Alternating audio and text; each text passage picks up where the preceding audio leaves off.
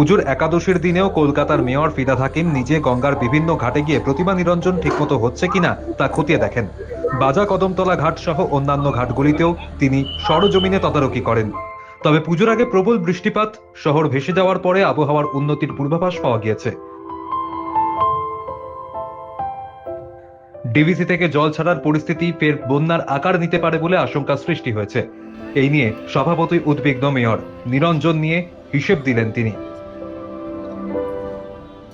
একটা রেকর্ড হয়ে গেল, আগের বার প্রথম দিনে 900 হয়েছিল, কালকে 1800 আর 300, মানে পুকুরগুলো মিলিয়ে প্রায় 2100 মতন প্রতিমা বিসর্জন হয়েছে।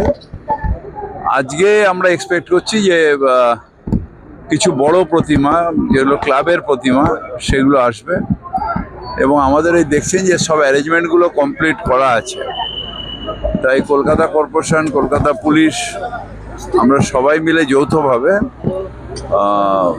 কাজটা করছি এবং আমাদের অফিসাররা, সব লেভেলের অফিসার, কর্মচারী সবাই রয়েছেন, প্রত্যেকটা ঘাটেই রয়েছে, যাতে প্রতিমা বিসর্জন একদম নির্বিঘ্নে প্রত্যেক বছরের মতো এবছরও হয়। একটা বিষয়, গোয়ালিয়র ঘাটে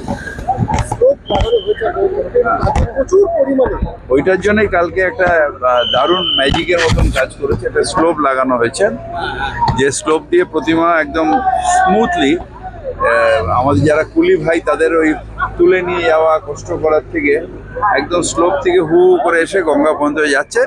কুলি ভাইরা তারা ওইটাকে ওই রেখে দিয়ে জাস্ট ওনার উপর হাত পুশ করছেন, ওটা হু হু করে চলে যায়। তাতেই প্রায় একটা ম্যাজিক ফিগারের মতন, ওখানে ম্যাক্সিমাম বাড়ির প্রতিভা তো ওখানেই দেয়। তাই ওখানে কালকে একটা খুব বড়ভাবে, খুব সাকসেসফুলি কালকে হয়েছে। আমিও কালকে ছিলাম ওখানে, খুব সাকসেসফুলি হয়েছে। বন্যার আশঙ্কার মধ্যেই তিনি জানালেন, আগামী দিনে শহরের জল দ্রুত নামানোর জন্য বেশ কিছু নতুন পাম্পিং স্টেশন গড়ে তুলবে পুরসভা। এখানে আমাদের লো ওয়াটার লগিং জায়গা রয়েছে, সেগুলো আমরা পেভার ব্লকের জন্য অলরেডি স্কিম করে নিয়েছি।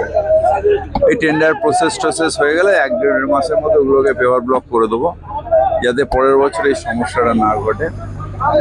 আর বাদবাকি জায়গায় আমাদের কিছু পাম্পিং স্টেশন আসছে, সেটা হয়ে গেলে আমার মনে হয় যে পার্মানেন্ট সলভ হবে। যেরকম আমাদের কিছু পাইপ অনেক বড় বড় হাই রাইজ হয়ে গেছে, আমাদের একটা সময় বাংলো ছিল ওই বালিগঞ্জের বিভিন্ন জায়গায়, যেরকম ম্যান্ডেভিলা গার্ডেন্স, বালিগঞ্জ প্লেস, সেসব জায়গায় পাইপ আমরা মোটা, মানে বড় পাইপও বসানোর স্কিম আছে। যেরকম আবার 109 নম্বর ওয়ার্ড, 108 নম্বর ওয়ার্ড, সেখানে এবার কেআইপি দিয়ে বড়ভাবে ড্রেনেজ সিস্টেমটা পুরো তৈরি করা হবে। ডিসেম্বর থেকে কাজটা শুরু হবে। শহরে যাতে জল জমতে না পারে সেজন্য পুরসভার স্থায়ী পদক্ষেপের বিষয়টি প্রতিমা নিরঞ্জনের সময়ও প্রধান হয়ে রইল মেয়রের কথায়।